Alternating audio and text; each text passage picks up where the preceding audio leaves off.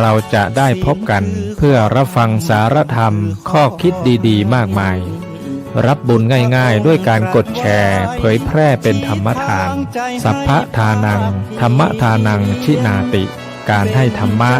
ย่อมชนะการให้ทั้งปวงหนึ่งแชร์หนึ่งบุญมีค่าเท่ากับเผยแผ่ธรรมะให้กว้างไกลแชร์ไปมากยิ่งได้บุญมากเป็นการเปิดโอกาสให้คนได้รับฟังธรรมพบปัญญา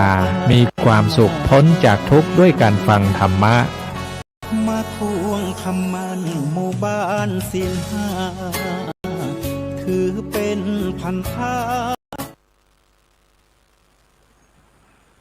วันเสาร์วันนี้วันดีสดใสขอฮือปลอดภัยเหมือนกันจุหูปีน้องไก่ไก่ฮือตั้งใจสู้หูซึกอินดูห่วงฮักวันนี้วันเสาร์น้ำนองน้ำนักส่งใจไปฮือกุคน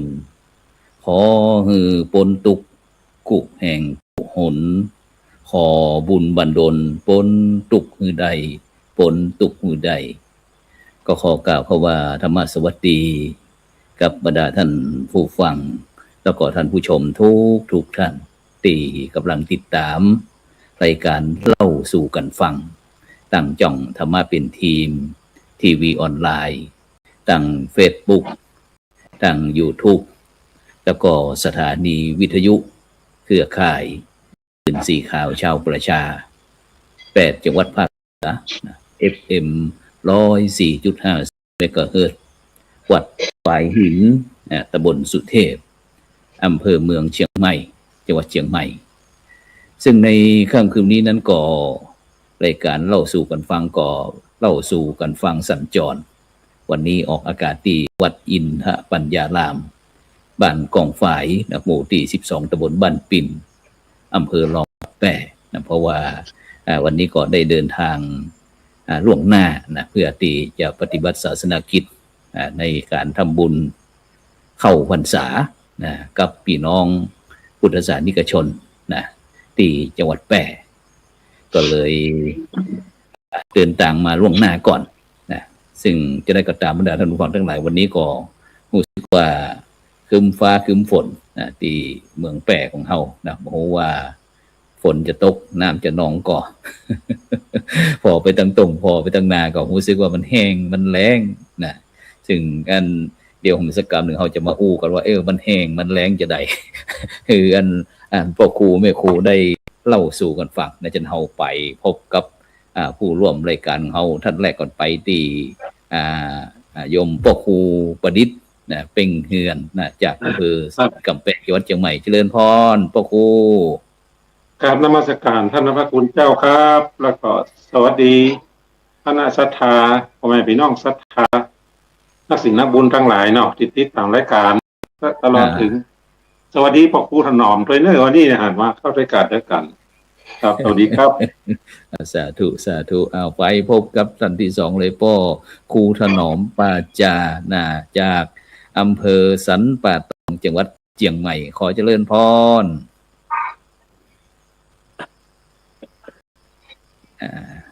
ได้พ่อหนอมได้ทักทายกับบรรดาท่านผู้ฟังท่านผู้ชมสักน้อยหนึ่งครับสวัสดีครับท่านผู้ชมทุกท่านครับที่อยู่ทางบ้านวันนี้ก็มีโอกาสดีที่ได้มาร่วมรายการนะครับทุกครั้งถ้ารอนมาอยู่บ้านมันก็โทรศัพท์ก็มีปัญหามันเข้า Facebook บ่ได้ก็ส่งมาอภัยตัวเนาะวันนี้ลูกสาวมาบ้านก็เข้าได้แล้วครับก็บอกลูกสาวกันสุคนก็ได้สุคนเธอจะต้องมาทุกวันเสาร์มาแรงเด้อลูกเด้ออีกก็บอกเจ้าติดธุระมาบ่ได้เนาะติดธุระมาบางเตียก็มาบ่ได้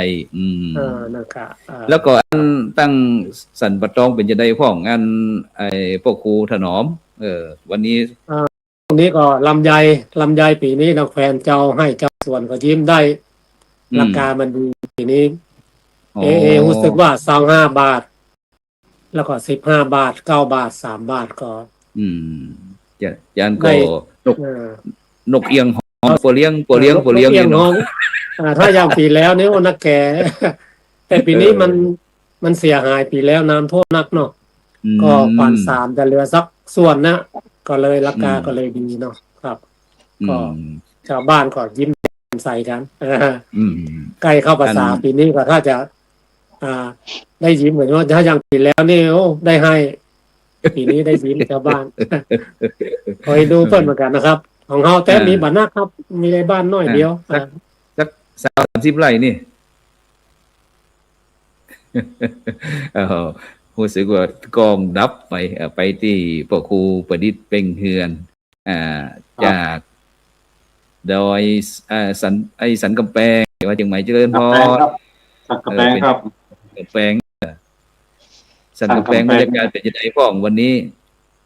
โอ้กำลังบ้านผมเขานี้กำลังเจ้าให้เจ้านากำลังเริ่มทำนากันครับทีนี้นะ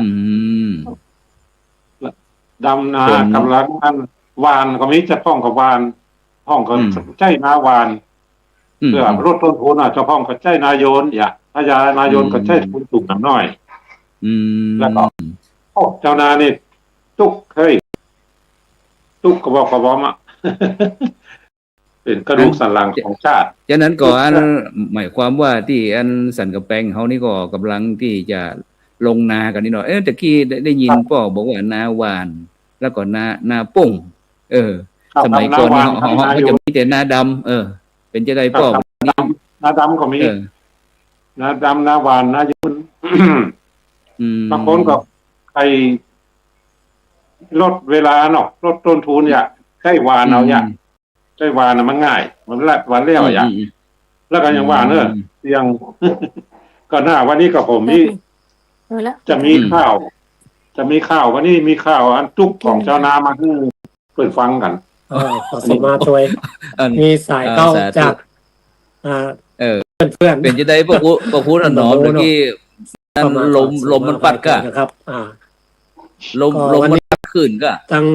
ท่านพระครูเพิ่นมีอย่างก็จะเริ่มก่อนก็ได้เนาะตะกี้กำลังกับพ่อครูประดิษฐ์ว่าที่สันกำแพงเพิ่นก็กำลังลงนากันแล้วก็วันที่พ่อกับบอกว่ามีนาป่งนาวานถ้าเป็นสมัยที่พระครูเป็นละออนแล้วพระครูก็จะลบก้าเนาะคืออีแม่กับหมู่ที่มาลงแขกเอาแหงนั่นก็ดำนาเนาะนับทุ่งนี่นะทุ่งที่เฮาแต่งเป็นหูนะเสร็จแล้วเพิ่นก็เอาเข้าใส่แล้วก็เพราะนั้นเขาห้องว่าก้าตะกะแต่ว่าบ่ได้ยากาที่กลางนาส่วนมากก็จะยากป่าข้างตามขอบนาแล้วเป็นทุ่งเข้าทุ่งนี่เนาะฉะนั้นวันนี้ได้ยินพระครูประดิษฐ์บอกว่ารู้สึกว่าเตรียมก่อนเตรียมกอไอ้จ้อยข้าวเตรียมข้าวเกี่ยวกับหัวอกเกษตรกรมันเป็นจะได้พวกครูช่วยขยายน้อยหนึ่งถึงมีแรงจูงใจว่าปีนี้อย่างว่าหน้าอีดูก็เจ้าให้เจ้านาผมเขามีข้าวทุกของเจ้านานะครับเอามาพ่อแม่พี่น้องเขาได้ฟังได้ยินได้ฟังกันนะครับผมกับเจ้านาคนหนึ่งเคยผ่านประสบการณ์เนาะทุกขนาดครับนี่ผมก็ได้แต่งเขียนตามที่ผมประสบการณ์มานะครับคือมันทุกจะได้อย่างครับเอาเลยก่อนเนาะได้ทุกของชาวนานะครับมันทุกหลายอย่างครับทุกหอยคบเข้าตัวนกหินเข้าตัวหอย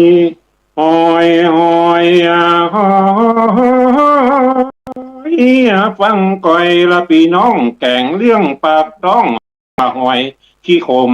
เชอรี่หอยยักษ์มีนักบ้านผมบ่ใจขี้ลมผมป้อนั่งหายนาหอยบ่มีเป็นดีใครนาผมมาจะได้มีนักหอยเชอรี่นาเขาว่าหอยยักษ์มันอย่างละมายุ่งลุ่งหลังห้องเก็บไปตุบ ไปบุกไปปังแปงปุ๋ยก็ยังบ่ซ้ำเบาเสียงหวานเข้าครั้งที่สองหน้าหมองบนเมียงละมันลุกในมานับล้ำวันเข้าพรรษาเหมือนมาตอกย้ำจะห้ำใจแห่งข้าแต่นากำคันเข้าวัดอูกับนานตาวันนี้เราจะมาถือศีลแปดถือศีลรักษาศีลห้าลุกจากวัดมาถ่ายเสื้อถ่ายผ้าละกินข้าวแล้วนาอิ่มต้องฝนตกน้ำนองละไข่ให้ไข่ห้องละบะกองออกบ้านเฮือนไปตืดแต่ตืดตั้งตุกอกตุกใจเหมือนดังมีไฟแผดเผาใจข้าพอเข้าในนาตายแล้วเจ้าข้าหอยลุกในมาดำพึดหอยมันโคกินเกินกว่าควายตึดบอกข้างสักเส้นก็มีหน้าให้ดอนนั้นมันหน้าหมองสีมันละเขามีปุ้นเส้นเพเส้นราคาก็พิสินหอยมันบอกกินเล่นจำเป็นแล้วนาพี่น้องจำอกจำใจไข่ให้ไข่ห้องหน้าหมองหมุนเมียงแต่นาข้าหอยวันพระบาทนักก็หาบุญที่ทำมาได้กะบ่ได้ต้องหวานแหมทีเป็นที่ไข่ให้หวานเข้าลงไป3 ครั้งข้าหอยจะดีกรรมนี้คงยังหวังว่าได้เข้างามดีคิดว่ากรรมนี้หอยคงบ่มีซ้ำนกอัปปีมีนักแต่ไปทุกยากแสนเข็นเป็นดีไข่ให้หวานเข้าลงไปเสียงลึงหวานเข้าเรียวบ่ตันได้มึงมันมากินเข้าในนานกเขาก็นักแปลงหุ่นไล่กามันก็ยังมากินกันอยู่หันหมูนกกะแกเหมือนอดอยากกันลงกินตึงวันอิ่มต้องมันปลาหมูกุ่งปลาปี้ปลาน้องลุกจากแห่งห้องไหนมานกผิดก็นักบินเข้ามาหากินข้าวในนาป่าดามดสีเอียงเจ้าให้เจ้านาหน้าหมองหมดเมียงพ่อยาแล้วก็เปียงกันหมดยาบดตันคุมเข้าซ้ำมาสดมันสุดส่วนเสียงปัญญาเพราะว่าปีนี้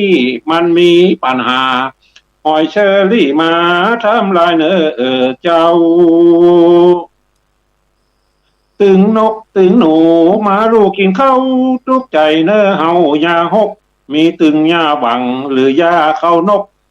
มันนักบ่น้อยเนอเฮาเจ้านาพี่น้องต้องฮ้อนกระเป๋าซื้อยาพ่นเอาเมาลกก่อกันเมาหิเมาหายะนาอยู่หันเงินหมุนละบัตนาเลี้ยงต้องกาปุยแล้วก็แปลงอากาแห่งเปื้อนป้องละพี่น้องจะต้องปัดกายยาฆ่าหอยนั้นเสียเงินชัดลายยาหวังยากายซื้อยามาฆ่าเสียงการถไทยน้ำมันตัดยาน้ำมันซ้ำมาแปลงล้ำเสียงการถตัดเกี่ยวเข้าเกี่ยวน้ำนั่งขี้ฮิตบอกอุ้มก้าแหง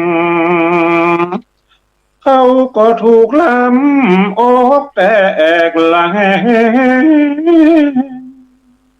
ลูกฮักเมียแปงหน้ามองมนมีเอียงติดนี้ติดสินขายเข้าหมดเสียงตุกไหนจะเพียงอย่างนี้เจ้านาตุกใจบ่ได้ลบลี้มันเป็น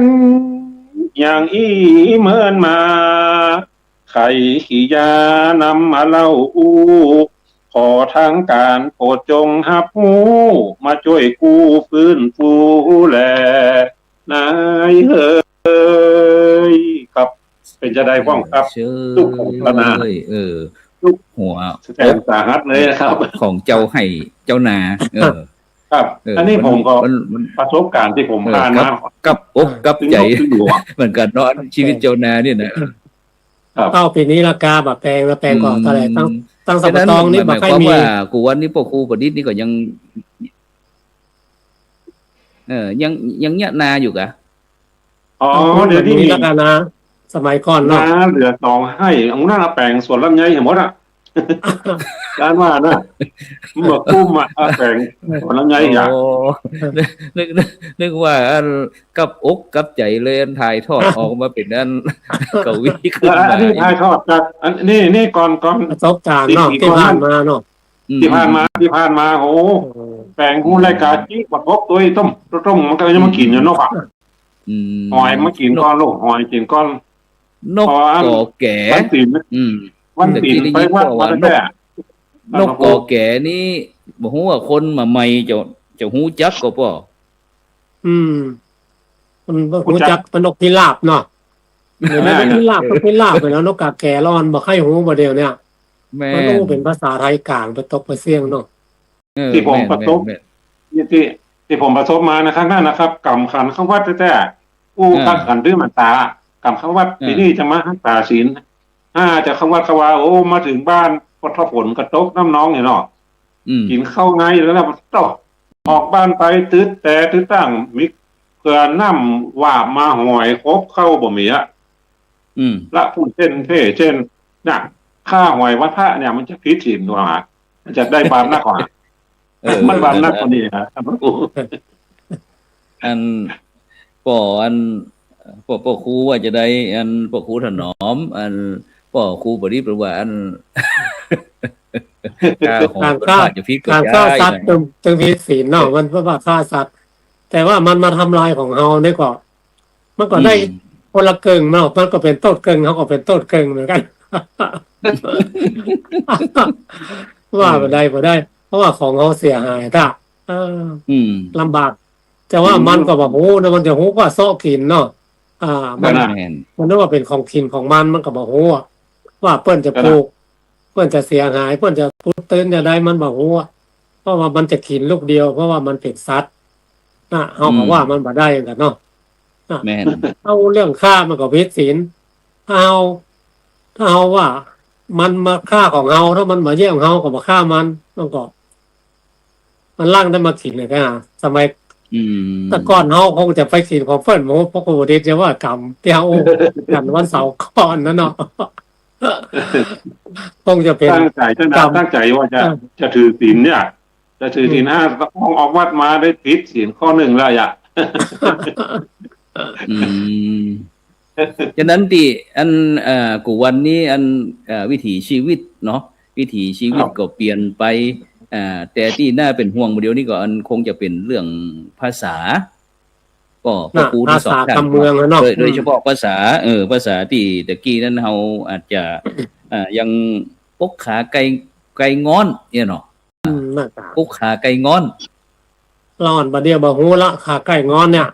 ไขว่ห้างเขาจะโอ้ไขว่ห้างล่ะโง่นั่งไขว่ห้างนั่งไขว่ห้างขาไก่งอนเนี่ยบ่ฮู้ละถ้านั่งมอบแมบนั่งหม้อแม่นี่ก็ยังบ่ฮู้เนาะตั้งบ้านผมเขายองว่านั่งหม้อแม่คนละหม้อแม่ไปเนาะก็คือพระเพียบนั่นแหละนั่งพระเพียบนั่นพ่อแม่ก็อันแต่ก่อนอันแล้วก็เดียวเนี่ยเตียวไปวัดเตียวไปวาเตียวไปวัดไปวาเตียวไปวัดไปวาเพราะกรรมหมดนี้มันหายไปแล้วนะป่อส่วนมากหายได้ครับหายไปแล้วกรรมว่าเตียวฉะนั้นป่อครูช่วยขยายน้อยหนึ่งเพราะว่าเขาเล่าสู่ฮือและเด็กอ่อนฟังเนาะวันนี้สมัยก่อนที่คนเฒ่าเพิ่นไปวัดเนาะวันปีใหม่เมืองนี่เพิ่นจะขนทรายเข้าวัดเพิ่นเอาไปทรายขี้ตีนที่เฮาเคยเตียวไปวัดเอาไปย่ำทรายที่ตีนเข้าบ้านเฮาสมัยก่อนมันเตียวกันเนาะบ่ได้สนใจรถเมื่อสมัยก่อนรุ่นพ่อเฒ่าแม่ม่อนเนาะเพิ่นเตียวไปวัดกันเนาะปีใหม่เมืองก็ไปขนทรายเข้าวัด ว่าเบาทรายขี้ตีนขี้ทรายที่ตีตีนเฮามาอ่ะ อืม มันเคย ที่ ขนทรายไป ที่ วัด กอที่เขาขนทรายเข้าวัดที่อันกอเจดีย์ทรายนั่นเองเนาะเพื่ พอ อ จะดีไซน์น่ะเนาะ ถ้าตั้งไอ้ครูบาผมมาเป็นบอกว่า ตาลทรายตาลแตนอีกอ่ะเนาะ ทานทรายทานแตนเนาะทรายขี้ตีนที่เฮาไปเที่ยววัด สมัยก่อนมาผมอันเป็นละอ่อนผมจุงพ่อผมไปวัดเนาะ อันเพิ่นคนเฒ่าเพิ่นไปถึงประตูวัดเพิ่นยังถอดเกิบอย่าไว้ประตูเพิ่นมาซุกเข้าไปนะ เพิ่นบาสุกเกิดเข้าวัดเนาะ ครับ นี่เพิ่นถือกันวันเดียวละอ่อนมันบ่ค่อยถือกันละ อืมฉะนั้นก็เวลาเด็กอ่อนไปวัดก็แล่นไปแล่นมาเนาะเนาะเล่นแถวในวัดเนาะแล่นไปแล่นมาแถวนั้นเนาะ สมัยพ่อแม่เฮาละที่เพิ่นถอดเกิบถอดอย่างที่ประตูวัดน่ะ ถอดเกิบ สมัยเฮานี่บ่มีละสมัยผมเฮานี่บ่มี โอ้ สมัย เดี๋ยว พ่อ มีส แม่ มัย นี่ ก็ เฮาจะมีอยู่ ยังมีใส่ขึ้นโบสถ์ในวิหารก็มีบอก เนาะ เดี๋ยวนี้ลุกเดี๋ยวนั้นหานะ เออ ก่อนนี้เพิ่นเอาไว้ปากประตูวัดเพิ่นน่ะก่อนน่ะผมอ่านนะ บ่เดียวมันบ่ได้เอาไว้มันหายมาเนาะนี่หายละ อืม ตะกอนมันบ่เหมือนเดียวนะตะกอนเพิ่นซุปผมหันซุปนะเพิ่นซุปใส่เกิบฟองน้ำนะจนเป็นม่งห้อยตีนะเป็นม่งเป็นห้อยตีลูกตีเลยนะแล้วใครจะไปรับ เก็บแตะอีเนาะเก็บแตะหรือว่า เกี่ยวยางรถสมัยก่อนเนาะ เป็นห้อยเป็นม่งเป็นนิ้วเลย อืม มันเล็บเป็นนิ้ว3ลูก ถ้าอู้ถึงใส่เกิบหรือว่าใส่รองเท้าที่อันป่อกูประดิษฐ์เป็นเฮียนได้อู้ว่ามันเป็นมงหรือว่ามันจะเป็นเน้นรูปแบบตามส้นตีนตามเท้าอีเนาะซึ่งสีขาวมันหายมาละมันเหลือก็ตามปืนมันมาเป็นถ้าสีเขียวทานสีเขียวมันก็บ่งบอกถึงอันนิสัยของคนเหมือนกันนะป่อนะเนาะเมื่อก่อนมันเขียมเนาะสตางค์กองเขียมเกือบกองเขียมสมัยผมเป็นละอ่อนเข้าโรงเรียนยังบ่ได้ใส่เกือบฟองน้ำแต่จางดาวสมัยนั้นจางดาวมาก่อนเนาะยังบ่ได้ใส่ป.3 ป.4 เนี่ยถึงจะได้ใส่นะไปโรงเรียนเพราะอย่างถึงบ่ได้ใส่เมื่อก่อนมันบ่มีบ่ได้ใส่เกือบอะเป็นละอ่อนบ่มีก็ซื้อหรือว่ามันบ่มีขายมันบ่มีขายมันคนเท่าก่อนใส่เกือบมีเหมือนกันครับมันสมัยก่อนนะผมก็บ่ได้สวมแล้วผมก็บ่ได้สู้เกือบนะสมัยก่อนนะเป็นนักเรียนบ่ได้สู้เกือบเพราะว่ามีส่วนน้อยอ่ะถ้ามีผมมีสตางค์น้อยก็ใส่เกือบของน้ำถ้าหมูนั่นมันมีสตางค์นี่ตีนเป่าละสมัยก่อนเป็นละอ่อนจะไปสอบตุ้งเซี่ยวนะเตียวลัดทรายปะนั้นล่นย่ำหญ้ามันเกิดมันแบบนี้อ่ะฮ้อนตีเนี่ยสมัยก่อนคนเท่าแต่ก่อนว่าไปไหนเมื่อตอนแบบไปยังไงฮ้อนตีเนี่ยมันมีเกือบหรอฮ้อนมีเกือบตะกี้ได้ยินพวกครูประดิษฐ์บอกว่าเกิบฟองน้ำก็ช่วยขยายด้วยเกิบฟองน้ำฟองน้ำกับรองเท้แตะฟองน้ำน่ะสมัยก่อนมันมาใหม่นี้กาจ้างดาวเนาะพวกครูประดิษฐ์เนาะกาจ้างดาวมาก่อนกู้12 บาทเนี่ยเมื่อก่อนกับปูกาจ้างดาวกับปูกาจ้างดาวกาปูกาจิงโจ้เนี่ยจะมาใหม่ๆนะถ้าทานไฟฉายกับกา5 แปะกากบเนี่ยมันมาก่อนนะทานไฟฉายกากบกา5 แปะ5 แปะเนี่ยสมัยก่อนนะสมัยก่อนมันมีตามแล้วในปัจจุบันนี่มันใจอันอย่างเนาะมันใจอันไอเขาห้องเป็นโซล่าอ่านแห้งอ่านแบตเนาะรู้สึกว่ามันตันสมัยขึ้นการใช้ไฟฉายไฟอย่างต่างๆนี่ปัจจุบันนี่ใช้แบตเตอรี่ชาร์จเอาเนาะใช้ไฟฟ้าชาร์จเอาแต่เสียบชาร์จนี่คือเรื่องเป็นถ่านก้อนน้อยๆเนาะมันก็คล้ายถ่านไฟฉายมันน้อยจะได้ไฟแก๊สบ่มีแล้วก็ตะเกียงแก๊สป่อตะเกียงพายุเจ้าพายุนั่นแหละมันมีละเก็บไว้เป็นอนุสรณ์นะกะสมัยก่อนมันใจ ใจอันที่ไส้ที่เผาก็มีเนาะแล้วจากนั้นมาก็เป็นเตาผู้น้ำมันเนี่ย อืม สมัยรุ่นแต่ก่อนมันมีพวกผู้บริษก็เคยใจเนาะพน้องตะเกียงพิดาเนาะ เปิดห้องก่อนเคยใช้โกมน่ะ ผม ผม พิดา น้ำมัน ผมน้ำมันกัด น้ำมันกัด อ๋อโกมน้ำมันกัด ผมน้ำมันกัด วัดอยู่วัดนี่เพิ่นจะใช้ตะเกียงน้ำมันกัด โกมตัวนี้ ใส่มีไฟ มันแม่นตะเกียงพายุก็ป่อ แม่นๆไว้เกียงพายุนะ ถ้ามีงานเนี่ยมาใจตะเกียงพายุ มีงานเนี่ยนะถึงไว้ใจ ทั้งวั นะ ดอะไรเพิ่นจะใช้นะ อ่า ทั้งวัดเพิ่นจะใช้แล้วก็ ใจ2-3อันมันแจ้งเนาะแล้วก็ได้เติมลมอยู่นั่นน่ะ แก๊สผมเคยได้ใช้แก๊สแก๊สแล้วก็มันจะมีต้นเสาขึ้นมาอย่างมาแล้วก็มีเป็น มันมีการขึ้นนี่เนาะเออ อันนั้นเป็นแก๊สกาบแก๊สเป็นกาบเนาะเป็นแก๊สแห้งเป็นผงเลยเนาะประเดี๋ยวโอ้โหประเดี๋ยวเนาะ แห้งผมอันนั้นเคยเอาไปสมัยขายครัวก่อนอะสมัยก่อนขายครัวแต่นั้นขายในงาน ขายครัวฉะนั้นหมายความว่าป้อประดิษฐ์เคยเป็นป้อกา ครับเอาสปาแล้วฮะ ทำที่บ้านเลยอ่ะเป็นร้านขายขายย่อยเนาะ ไปขายครัวย่อยขายอย่างพ่อ ก็ขายสปาสเปรย์ขาย อืม ก้อนเดียวขายเดียวอันของอันที่พระธาตุอย่างเนี้ยกันในบ้านเนาะขายที่พระธาตุในบ้านแล้วก็ขายใน เนาะ ขายยังขายในงานนี่มันจะมีตึงเสื้อก็ขายเกี่ยวกับปลาหมึกพวกยะขายอย่างก็มีแล้วก็เอาพวกแค่มาตามเนี่ย อืม เอาจริง เพิ่นเป็นพ่อกามาก่อนเนาะพ่อกา ครับ แม่น เอาสปาถึงอย่าให้ย่านะ พอตั้งหลังคนมีแต่โลเท่านั้นโลกาขายดีเด่นหมู นี่โลอย่างเนี้ยก็เขียนข้าวเขียนอย่างเนี้ย โอ้ อันนี้ผมมันที่ศูนย์เรียนรู้มันอยู่บนบ้านนอก อันนี้บ้านผมเป็นบ้านในศูนย์เรียนรู้ที่พวกผู้ประดิษฐ์เคยไปมันอยู่ติดถนนใหญ่ว่าหนองแต้นมาเนาะอันนั้นจะมีหำหลัง อันนี้เป็นที่บ้านที่อยู่เนี่ย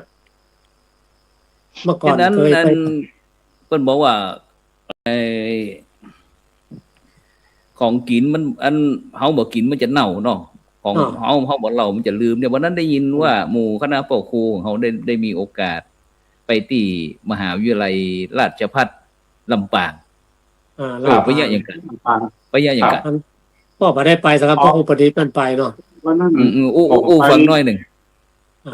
วันนั้นผมไปเปิ้นฮื้อไป5 อันเนี่ยเป็นปราดเนี่ยปราดละนา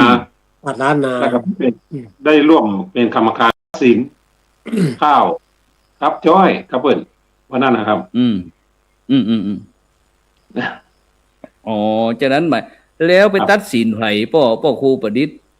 เป็นคนเฒ่าคนแก่กะหรือว่าเป็นไผที่มาเข้าประกวด ถึงคนเฒ่าถึงคนหนุ่มเนี่ยฮะตั้งแต่ถ้าว่าอันประชาชนธรรมดานี่ตั้งแต่25ขึ้นไปอ่ะแล้วก็อันเยาวชนนี่ก็ตั้งแต่14-15ขึ้นไปถึงต่ำกว่า25ลงมาอย่างครับ เป็นจะได้พ่องได้หันคนมาใหม่ ได้แต่งข้าวแต่งจ้อย ก็ที่เขาไม่นะเขาก็ที่ไม่แท้ๆนั่นก็มีพิษอยู่ข้องเนี่ยก็ดีเสียนได้ดีครับไม่ได้หานะว่าใครเป็นไผนะกรรมนั้นถึง8 ถึง 10 กว่าคนเนาะ12 คนเป็นกรรมการหมดแล้วก็เพิ่นก็ทายให้มาคนละชุดเอาชื่อออกหมดตัดสองหมดบอกฮู้จักใครเป็นไผอ่ะเอามาสิงกันน่ะเอามาสิงกันอันใดดีมันผิดตะใดเนาะอย่างบางคนมันก็มันแบบพิษแท้แล้วก็มันมีสัมผัสในก็มีอย่างเขาก็เอามาเทียบกันนะบางคนเชื่อมันก็อันนี้ก็ดีอันนี้ก็ดีแล้วเขาก็ต้องมาผิดนักผิดน้อยเนาะ มันมีสัมผัสในก็แบบมีสัมผัสในอย่างเขาก็มาตัดสินสัมผัสนอกสัมผัสในแล้วก็อันส่วนมากคนมาใหม่เนี่ยเปิ้นแต่งข้าวจ้อยตีประครูไปตัดสินวันนั้นเนี่ยส่วนมากจะเป็นวิธีคิดหรือว่าเป็นแนวใดเอ่ยวันนั้นเพิ่นเอาเนี่ยราชภัฏลำปางเนาะครับราชภัฏลำปางเนื้อหาที่เกี่ยวกับราชภัฏลำปางที่เปิ้นสร้างมา55 ปีราชภัฏราชภัฏลำปาง ที่ถามนี่ต้องการแบบว่าคนมาใหม่เป็นคิดจะใดเนี่ยเพราะถ้าเป็นข้าวเป็นจ้อยสมัยก่อนนี่ก็ส่วนมากนี่ก็จะเป็นเรื่องบ่าวเรื่องสาวเรื่องความทุกข์ยากลำบากเรื่องปากเรื่องตอกนี่นะแต่บอกว่าคนมาใหม่เปิ้นจะมีวิธีคิดจะได้เพราะว่าสมัยก่อนนี่ตึงข้าวตึงจ้อยอย่างต่างๆนี่ก็คือเป็นการใช้ภาษาที่สนทนาอู้จากันนี่เนาะหรือว่าบ่าวจีบสาวสาวจีบบ่าวต่างๆพวกนี้สมัยแต่ก่อนมันจะเป็นแบบนี้นี่เนาะเป็นกำข้าวกำเกลือสมัยก่อนนั่นละแม่นในนี้มันพัฒนาไปเป็นเรื่องเป็นตำนานเป็นประวัติต่างๆมันจะเป็นข้าวแบบข้าวยาวเนาะ7 บทขึ้นไปข้าวยาวแล้วจะเป็นข้าวมันมีข้าวเนาะบางอย่างก็เพิ่นแบบนี้สัมผัสในเนาะอย่างสมมุติว่าเนาะเท่าแก่ข้าวบะเป้าหมูสีเนาะบะเป้านี่ก็สัมผัสเนาะจ้องใจมันมีขูดใส่ข้าวต้มแล้วก็ตอนขูดใส่ข้าวต้มนี่มันแบบมีสัมผัสแต่มันกำมันนักเนาะถ้าว่าเอาสมมติว่าเอาจากมันมีสัมผัสหมดอันใดจะถูกเนาะสมมติว่าเท่าแก่ข้าวบะเป้าหมูสีจ้องใจมันมีเพราะจ้องใจมันดีกู้ไหวกู้กลับบ้านของจ้องใจของดีกู้กลับบ้านเนี่ยอันใดจะดีอันใดจะถูกเอาอย่างอันใดถ้าตามสัมภาษณ์ตัวนั้นมันบัดมีมันเอาก็ตัวตายบัดใดบัดนี้ตัวนั้นถ้าตามทางมันจะมีช่วงที่2กับช่วงที่3นะสมมติเขามาเปรียบเทียบเขาจะคัดเขาจะคัดเลือกใหญ่ถึงจะเอาคนใดสมมติถ้าตามผังนั้นถ้าตามผังบังคับนั้นมันบัดมีแล้วตอนนั้นอนุโลมได้เพราะว่าในฉันทลักษณ์มันตึกก้าวรรค1วรรค2วรรค3นี่บ่ต้องสัมภาษณ์ได้สมมติว่าเขาประกวดข้าวสั้นข้าวก้อมเท่าแก่ข้าวบะเป้าหมูสีจ้องใช่มันมีปูดใส่ข้าวต้มนี่เนาะแหมโพสนั่นก็เท่าแก่ข้าวบะเป้าหมูสีของดีกู้บ้าน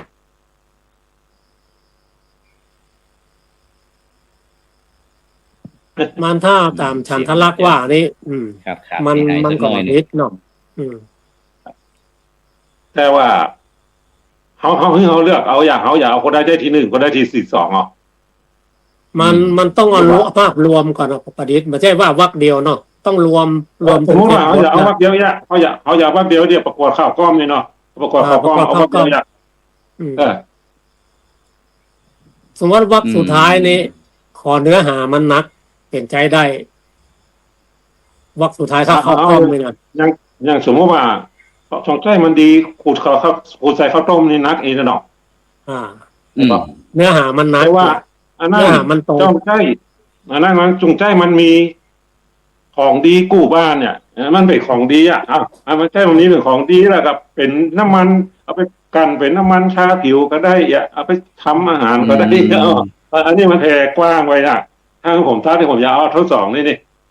เพราะว่ามันขยายวงได้กว้างอันนั้นมันขูดใส่ข้าวต้มอย่างเดียวหน่อยอันนั้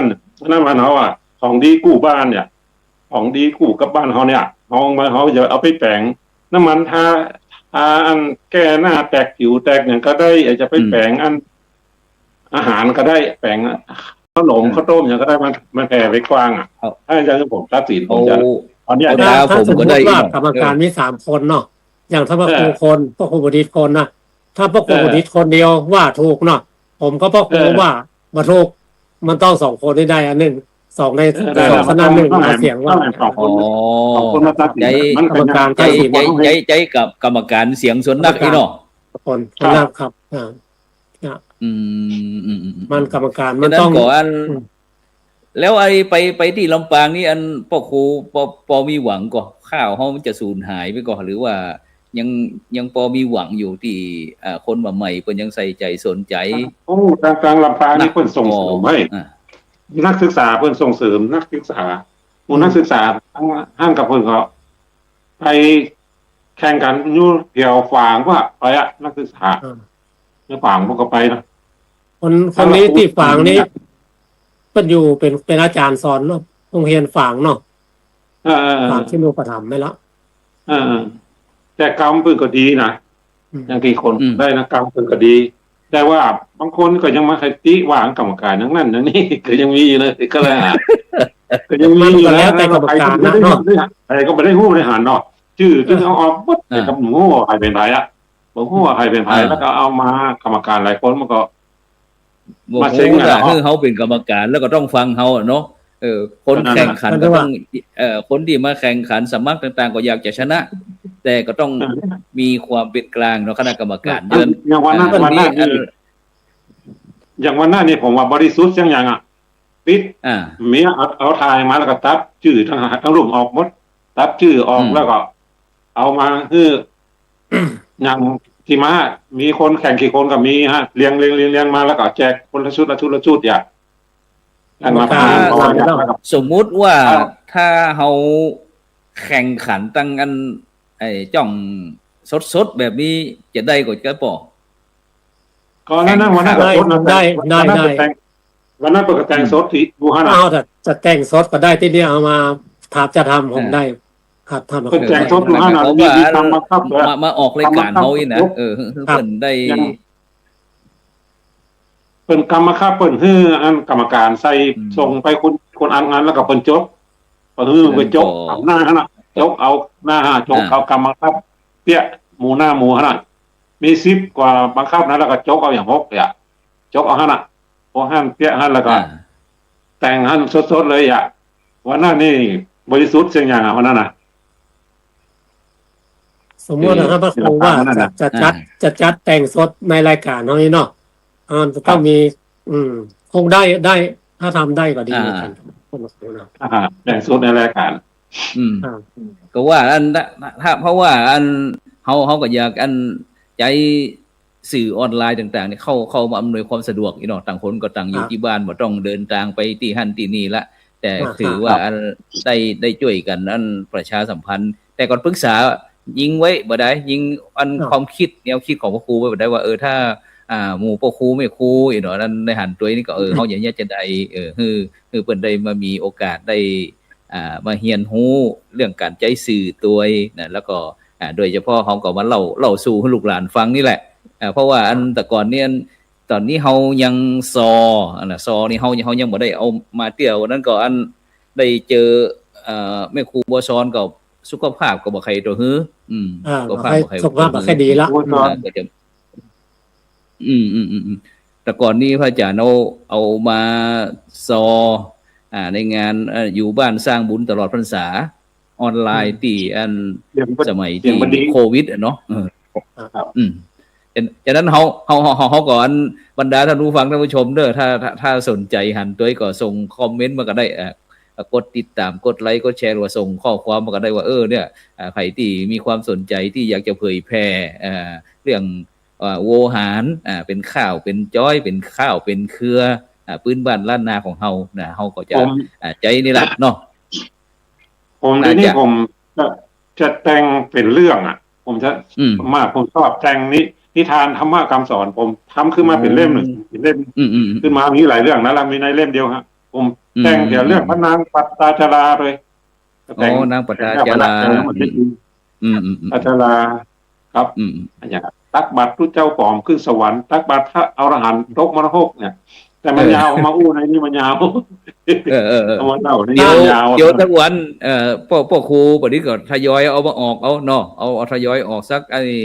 5 นาทีก็3 นาที5 นาทีก็เขาก็บอกอู้จะเนี่ยโดยเฉพาะบรรดาท่านผู้ฟังท่านผู้ชมเนอะอันของเฮานี่ตอนนี้เฮาก็จะมีแผนกตึงข้าวตึงจ้อยที่ยังมีศิลปินแห่งหลายแขนงที่ยังบ่ได้มาออกรายการเฮาเตี้ยฉะนั้นก็ท่านใดที่มีความสามารถที่จะต้องสืบสารเรื่องอันโอหารปืนบ้านล้านนาเฮาตั้งจ้องทำมาเป็นทีมเฮาก็สามารถที่มาร่วมออกรายการเฮาได้บ่ว่าเป็นพ่อครูแม่ครูต่างๆซึ่งโดยเฉพาะในช่วงนี้ก็งานข่าวดำก็นักงานข่าวดำนักวันนั้นก็อันป่นภาคใต้ป่นทหารพาน5 นายเสียชีวิตไปนะแต่ฉะนั้นก็อันวันนี้ก็เลยได้มีโอกาสติดตามตั้งกลุ่มไลน์สมาพันธ์กวีล้านนาของเขาบอกว่าจดหมายบ่ได้ใส่ซองอีกเด้อบ่จดหมายบ่ได้ใส่ซอง จดหมายบ่ได้ใส่ซองของพ่อครูถนอมปาจานี่อูเรื่องความเป็นไปเป็นมาสักน้อยหนึ่งพ่อครูถนอมจะได้ถึงมาบอกว่าจดหมายบ่ได้ใส่ซอง มันเป็นเกี่ยวกับเรื่องธรรมะเนาะธรรมะเกี่ยวกับชีวิตของคนเฮาเนี่ยมันมีที่ว่าคนเฮาเกิดมามันจะมีว่าดำแล้วขาวยาวแล้วสั้นเนี่ยผมว่าคิดใจเปรียบเทียบคิดใจว่า จะลองเขียนพอดีได้ยินเพลงจดหมายผิดซองเนาะจะลองเขียนได้คิดว่าจะลองเขียนข้าวเกี่ยวกับว่าจดหมายมาได้ใส่ซองแล้วเอามาเปลี่ยนเป็นข้าวแล้วเอามาเปรียบเทียบว่าคนที่ตายแล้วตายไปแล้วแล้วก็ไปขอเป็นข้อคิดเป็นพล็อตว่าให้ปิกมาขอสัก2 เดือนจะปิกไปใกล้ตายยมพบาลก็บ่ยอมนะแล้วคือตัวนี้เป็นพล็อตเอานะเอาเคยเขียนที่ออกตั้งรายการไทยนิวเนาะตั้งคำข้าวคำผมกวีล้านนาก็เลยมาได้ส่งไปว่าเลยว่าจุดตัวเนี้ยเลยมาเขียนออกมาเนี้ยออกมาว่าเป็นจดหมายมาได้ใส่ซองเปรียบเทียบว่าผมมอกงอกเจ็บหลังเจ็บแอวหัวเข้าหลังกล้องเนี้ยแต่คนที่เป็นนี่มันแบบโอ้เปิ้นเตือนตั้งจดหมายมาได้ใส่ซองเตือนมาให้เฮาเนี่ยเปรียบเทียบเนี่ยนะก็เลยมาเขียนไปตามสันทลักษณ์พอดีลงท้ายจบก็เลยว่าหมู่เฮาสวไผอันเคยได้รับพ่องเนี่ยคนใดก็เข้าใจว่าโอ้เข้าท่าดีเบิ่งการันตีมันก็ว่าโอ้เข้าท่าดีผมขอสารต่อเด้อเบิ่งการันตีก็จะเอาไปเผยแพร่ต่อเพิ่นนั้นก็เลยเอาโพสต์ลงในการสมาพันธ์เปรียบเทียบให้รู้ว่าจดหมายที่เพิ่นส่งมาน่ะเพิ่นบ่ได้ใส่ซองมันเป็นธรรมชาติหัวเฮางอกเพิ่นก็เตือนแล้วแล้วเฮาบ่สนใจงอกก็งอกบ่ได้เจ็บหัวเข้าก็ตามัวก็หลังกล้องกายมันถึงเวลาที่เฮาจะตายแล้ว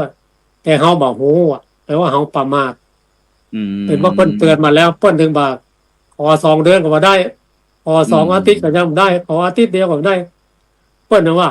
1 นาทีก็ถึงฮื้อบ่ได้เพราะว่าเคยเตือนมาแล้วเตือนมาตามจดหมายบ่ได้ใส่ซองสรุปแล้วก็เป็นว่าเพิ่นเตือนมาก่อนแล้วแต่เฮาบ่สนใจเขาเปรียบเทียบว่าเฮาถึงเวลาตายแล้วเพิ่นถึง1 นาทีก็ไว้บ่ได้ก็เลยสรุปส่งท้ายว่าสวของเฮาเคยได้ไผเคยได้รับพ้องเนี่ยไผเคยได้รับพ้องคนได้ว่าเข้าท่าดีฉะนั้นในคืนนี้พระครูถนอมเอามาสัมเปิดในรายการเราสักหน่อยเนาะได้จดหมายที่บ่ได้ใส่ซองมันมีในโทรศัพท์แต่พ่อจะกดนั่นยังบ่ได้เขียนพิมพ์ในโทรศัพท์อยู่นั่นเนี่ยได้แต่กดพอเนาะครับมีอะไรเนี่ยก็เดี๋ยวจะออกจดหมายบ่ได้ใส่ซองเนาะมีพอดีลองมาฟังเนาะจดหมายบ่ได้ใส่ซอง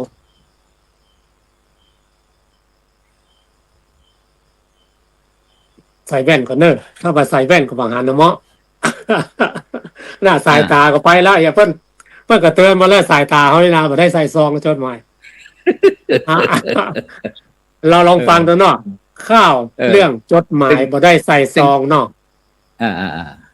เจิญครับจะเอาเป็นข้าวเล่าข้าวก็ได้เนาะ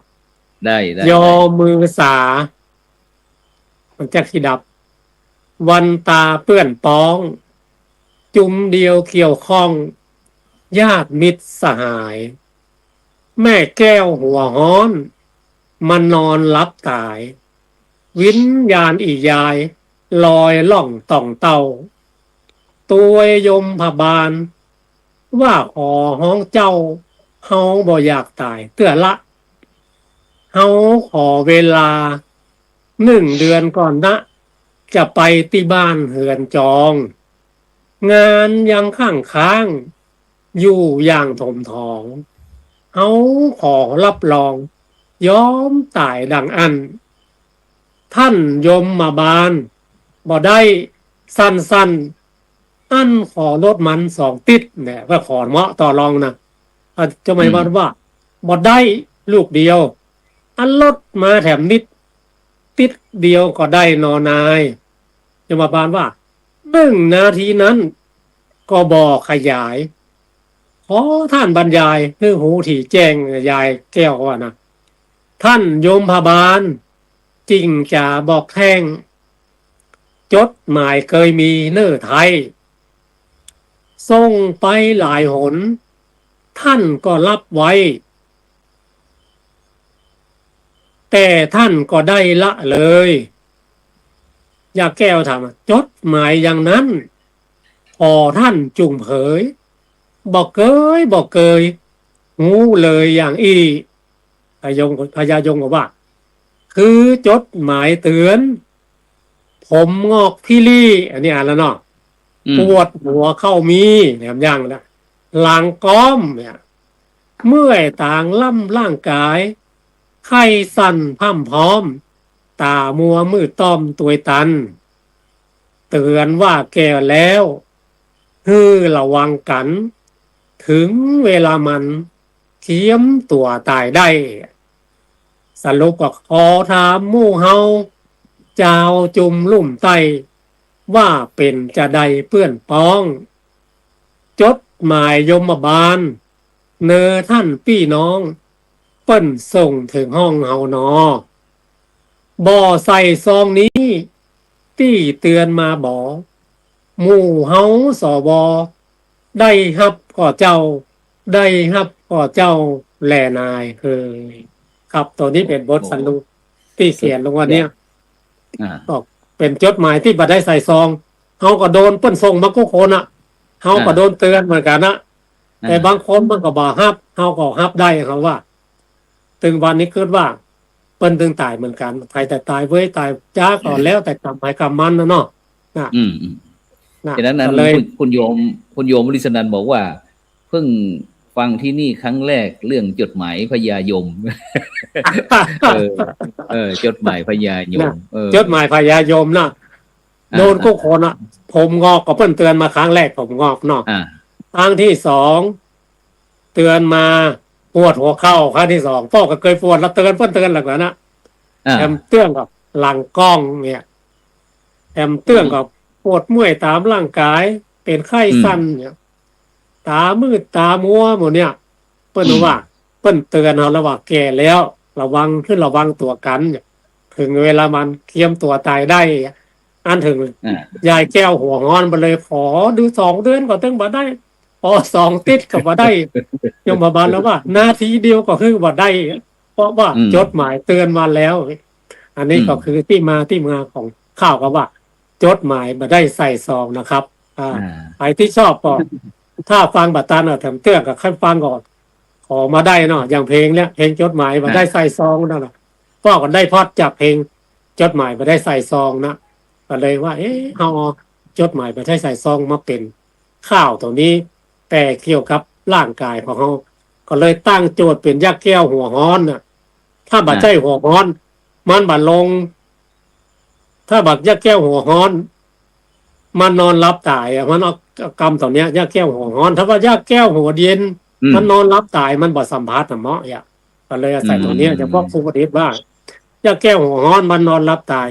วิญญาณอียายล่องลอยล่องต่องเต้าเอาก็ตัวตายนี่มันบ่เป็นหยังพอมันว่ามันลอยล่องต่องเต้าคือมันมาคล้องกับตัวยมบาลว่าขอร้องเจ้าเนี่ยครับเนาะเป็นแบบเนี้ยสำหรับจดหมายบ่ได้ใส่ซองเปิ้นบ่เคยได้ฟังกำลังบ่เคยได้ยินเนาะจดหมายจากยมบาลเนาะครับแม่นฝากไว้ทางบ้านที่สนใจเนาะก็สำหรับข้าวที่มอกปอเพราะว่าป้อเคยเขียนลงไทยนิวมันจะมีมายาวถ้ายาวล้ำไปละอ่อนนุ่มนี่เขาบอกฟังของยาวเขาฟังสั้นๆเนี่ยมันสะดุดใจเนาะบทลงท้ายการเขียนเขียนกรประกวดนะครับบทขึ้นต้นหรือประทับใจบทลงท้ายให้ประทับใจกรรมการที่ตรวจมันจะได้เข้าใจฝากข้อคิดไว้ครับเนาะครับสาธุเอาพ่อครูปริศว่าจะได้ครับ อย่าง จดหมายบ่ได้ใส่ซองอย่างนี้อย่างนั้นคนไม่เดียวมันมาขยอมให้เอานะหัวงอกก่อนย่อมอยู่อย่างเยี่ยวรันกับใส่ได้เหมือนกับรถเขาซองใส่เนี่ยเหมือนกับรถเขารถเขาถ้ามันรู้น้อยก็ซ่อมอย่างไปที่ไปต่างท่านก็ซ่อมอย่างกับดีเหมือนเก่าแล้วพอมันเยอะคนไม่เดียวนี่อายุ70ปลายนี่โอ้ยังบ่เท่าเลยนะเฮ้ยแล้วพออุ้ยผมก็นี่เข้าแต่ว่าความตายมันรอบ่ได้เนาะมันขอมัดก็ถึงบ่ได้ถึงเวลาแล้วมันถึงไปก็หนึ่งว่าอุ้ยผม60ปลายเท่าเร็วไปเดียวนี้คน70ปลายบ่เท่าเฮ้ยนะเหมือนกับซ่อมรถผู้สูงอายุนักเนาะท่านพระครูเนาะผู้สูงอายุจะนักวัยทำงานใครหนักในปัจจุบันนี้ไอ้ประเทศไทยเขาก็จะเป็นยุคที่ผู้สูงวัยนักขึ้นน้อยหนึ่งฉะนั้นก็โดยเฉพาะในช่วงนี้ป่ออันได้ยินข่าวว่าโควิดกำลังกลับมาแหมแล้วฉะนั้นก็จะต้องระมัดระวังบอกว่าจะเป็นตั้งหน้ามืดตามัวเจ็บเนื้อเจ็บตัวหมู่ตั้งระบบหายใจก็อย่างต่างๆพวกเนี้ยฉะนั้นจะต้องระมัดระวังเวลาบ่จำเป็นเปิ้นก็บ่ฮือไปชุมนุมกันนักเพราะว่าอันโควิดเข้ามาฉะนั้นก็อันว่างงั้นแต่งโควิดของเด้อผมรู้สึกว่าโรคโควิดจะเข้ามาน่าจะได้ครับเนาะโอ้ว่าแห่งน้อยนี่จะห่างแห่งยังบ้านผมเฝ้านะเพื่อนบ้านห่างทัดกันเลี้ยงกัน 2-3 หลังนี่ก็มีคนอยู่นะที่คนเข้าตายบ้านห่างเริ่มมีบ้านห่างแล้วว่าพอเดี๋ยวนี้คนเข้าว่าผมเขาไม่เป็นผู้เป็นร้อยปลายแล้วก็คนเกิดแบบนี้แล้วอ่อนนี่แทบจะมีจะพอหาไม่ม้านผมมีเลยมีกับคนเท่าเอาเรื่องการห่างเนี่ยก็เอาหน้ามันเพราะอย่างป้อถึงว่าอันคนบอกใครมีครอบมีครัวบอกใครมีลูกมีผู้สืบสกุลเนี่ยและในมุมมองของอันพ่อครูประดิษฐ์มีความคิดเห็นจะได้มันจะได้คนแล้วก็คนเมืองเฮาเนาะมันบอกใครเอาลูกเอาเต้ากันนะแล้วก็มันจะได้ที่พม่าในห้องเฮียนมาเดียวเนี่ยเฮียนบ้านของเขาเมียละอ่อนคนเมืองคนไทยเขานี่แบบเมียมีกับละอ่อนพม่าเป็นหน้ากับไทยใหญ่มาเข้าห้องเฮียนแล้วก็แหมน้อยนี่มันจะห่างเนี่ยก็มันบอกใครมีละอ่อนเลยอย่างบ้านผมนี่เขาพอมาค่อยพอน้าพอเป็นหลังนะมีละอ่อนนะเลือดไกลๆไหนจะมียังไม่มานี่ข้าเขียมห้องบอกใครหามีไทยนี่มันส่งเฮียนเนี่ยมีได้แต่การส่งเฮียนนี่ภาระการใช้จ่ายมันสูงเนาะส่วนนักจะมีคนเดียวไปนักพูดถึงตายนี่นะตายทุกเดือนแล้วเดือนไหนทับกัน2 ศพ 3 ศพตายทุกเดือนเกิดแบบนี้ทางรัฐบาลนี้ส่งเสริมเพื่อเฮียนฟรีตอนจบปริญญาตรีนี่ลูกก็อาจจะมีนักได้เนาะในการศึกษาเนี่ยมันมีส่วนสำคัญเพราะว่ามีลูกคนก็ตุกไป7 ปีเบิ่งบ้านๆนะรายจ่ายมันสูงเฮียนมัธยมนี่เปล่ายังดีเฮียนระดับปริญญาเนี่ยรายจ่ายมันเดือนเป็นหมื่น20,000มันต้องได้เสี่ยงพ่อแม่หน้าคนมันถึงบางว่าใครมีลูกนักถ้าทางรัฐบาลช่วยเหลือนะช่วยเหลือว่าเฮียนฟรีจนถึงระดับปริญญานี่ก็คงจะมีลูกกันหลายเนาะผมว่ามีส่วนเหมือนกันถ้ารัฐบาลช่วยคนหนอมช่วยขยับกองอันเป็นแนวนอนกันขยับกองบ่ได้ขยับกองอันหมุนมันบ่ได้บ่ต้องไปกดปุ่มมันเฮาจับจอบิดบ่ได้เดี๋ยวมันก็จะกลับคืนละมาได้จ้ะออกเป็นตายเนาะได้ละนะโอเคกล้องเลยมันฉะนั้นโดยเฉพาะเรื่องการมีครอบมีครัวมีลูกมีหลานเนี่ยอันป่อคนไทยเขาก็ต้องมาเปลี่ยนวิธีคิดแต่ก่อนอันมีรัฐมนตรีที่สาธารณสุขบอกมีลูกมากจะยากจนเนาะแต่ในปัจจุบันเนี้ยคนไทยเราก็จำเป็นที่จะต้องเปลี่ยนวิธีคิดเพราะว่าอย่างถ้าแน่นอนล่ะอย่างที่พ่อประดิษฐ์ว่าอันโรงเรียน มีแต่พี่น้องไตพี่น้องกะเหรี่ยงมาเฮียนเพราะคน กะเหรี่ยง คนเมืองเขา มาเฮียน บ่เกิดบ่ได้เฮียนฉะนั้นก็แน่นอนละบ้านก็เริ่มล้างเมื่อบ้านล้างแล้วก็จำเป็นนึกพี่น้องเพื่อนบ้านเขาก็ต้องขยายพันธุ์นักก็บ่มีที่อยู่ก็ต้องมาอยู่บ้านเฮาเนี่ยฉะนั้นก็บ่แน่เด้อพี่น้องคนไทยทุกผู้ทุกคนก็ต้องเปลี่ยนวิธีคิดใหม่ว่าอันนี้ เปลี่ยน เปิดยึดประเทศ วิธีคิดใหม่ โดยอัตโนมัติมันถ้าว่าอย่างเฮามาสังเกตของงานศพนะเนาะพอที่ละอย่างขั้นต่ำเนี่ย50ขึ้นไปต่ำกว่า50นี่แทบจะมีมันจะ60 70ทั้งนั้นมีกับคนเฒ่าเอามาพอละออนลุมนี่แทบจะบ่มีเลยมีกับลูกหลานเพิ่นนั่นที่ว่าละออน ที่บ้านนี่ ลูกหลานของสภาพ เราวันที่บ้านก็ไปเรียนหนังสือในเมืองหมดเนี่ยเราวันเนี่ยเราวันวัยรุ่นซาป่ายเนาะไปเรียนหนังสืออยู่ในตัวเมืองกันไปนักอยู่ที่บ้านกลุ่มนี้กลุ่มหนุ่มนี่จะมีกลุ่มกลางคนไปถึงคนเฒ่าละงานศพงานแต่งอย่างนี้นะนอกจากลูกหลานเดียวแต่ส่วนนักมันก็จะ สาวป่ายนี่ถ้าสมัยเป็นรุ่นป่อนี่สงสัยจะเป็นบ่าวเท่าสาวเท่าแล้วก็สาวป่ายนี่เนาะ เมื่อก่อนเนาะเดี๋ยวนี้ซาว2มันเรียนกำลังปี 3 ปี 4เนาะฉะนั้นก็จำเป็นเนาะที่อันจะต้องมาเปลี่ยนวิธีคิดการสืบสายพันธุ์ก็ต้องสืบสายพันธุ์ ถ้าบ่สืบสายพันธุ์ก็จะบ้านล้างอย่างที่พ่อครูบ่ดีได้อู้นี่แหละพอช่วยบ่ได้ฉะนั้นก็อันพี่น้อง ตั้งญี่ปุ่นตั้งจีนเพิ่นก็ส่งเสริมเพื่อมีครอบครัวครับเนาะจะต้องงั้นส่งเสริมให้มีครอบครัวบ้านผมล่างเลี้ยงกันเลย3หลังยังเฉพาะข้อถนนเท่านั้นก่อนยังอยู่กลางถนนได้ล่าง3หลังเลี้ยงกันเลยมีพายุฉะนั้นก็หมายความว่าอันไอ้พ่อแม่เสียไปแล้วก็ลูกหลานก็บ่อยู่บ้านเนาะไปทำการทำงานต่างจังหวัดเนาะไปทำงานต่างจังหวัดก็อาจจะไปซื้อเฮาส์กับคอนโดก็น่ะเพราะเพิ่นก็บ่ได้ใส่ใจกับเรื่องบ้านบ้านในอนาคตที่ก็คงจะต้องขายอย่างเดียวพ่อครูทั้งสองเนาะส่วนนักนี่ลูกเรียนหนังสือในเมืองเนาะเขาก็ไปซื้อบ้านจัดสรรอยู่ในเมืองเพราะว่าใกล้มันก็มีส่วนเหมือนกันนะปฏิบัติมาได้ปิกมาอยู่ละถ้าไปเจ้ามันก็แพงอยู่นะ 4-5 พันถ้าไปซื้อที่ใกล้ปุ้นมันก็ประหยัดไป5ลายมันก็ที่บ้านนี่ลูกเรียนหนังสือไปซื้อที่บ้านจัดสรรอยู่ทางในเวียงทางแม่ริมกาทางดอยสะเก็ดนี่นักอันซื้อกันนะมันจะใกล้เพราะว่าคนปัจจุบันนี้ชอบสบายเนาะป่อเนาะคนปัจจุบันชอบสบายบ่ชอบจะทำงานเกษตรนี่มาค่อยมีวันหน้านี่ประกาศขายอย่างเดียวป่อที่ตรงที่นาที่สวนมะลำไยเฮานี่นะลงในเฟซเฮาเมื่อก่อนใจงัวใจควายนอนมาลนเดี๋ยวนี้เขาจะขายอย่างเดียวเขาว่าเนาะจากนั้นก็วันเสาร์หน้าเนาะป่อเนาะตอนนี้เวลาเฮาก็หมดละเวลาหมดเวลาจากนั้นก็ฝากงานให้พ่อครูไปช่วยแต่งข่าวเกี่ยวกับเรื่องโควิดกันจิมเนอร์วันเสาร์หน้าเฮาก็